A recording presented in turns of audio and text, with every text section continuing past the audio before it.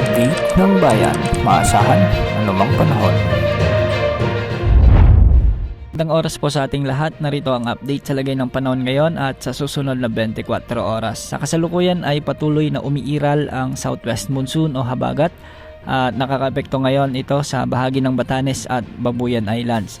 Samantalang localized thunderstorms naman ang makakaapekto sa natitirang bahagi ng ating bansa. Ngayon nga, may mga pag-ulan dahil sa localized thunderstorms sa bahagi ng Ilocos Region, particular sa may Ilocos Sur, La Union at Pangasinan, sa may Cordillera Administrative Region at ilang bahagi ng Central Luzon, particular sa may Zambales, Tarlac at ilang bahagi ng Pampanga at Nueva Ecija.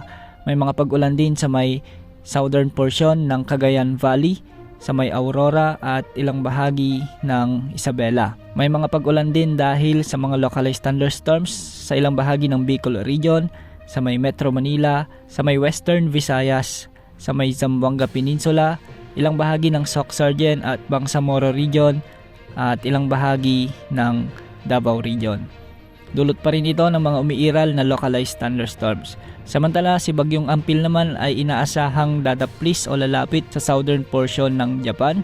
Sa ngayon, wala naman tayong namomonitor na anumang bagyo o low pressure area na posibleng makaapekto sa ating kalupaan sa susunod na 3 hanggang 5 araw.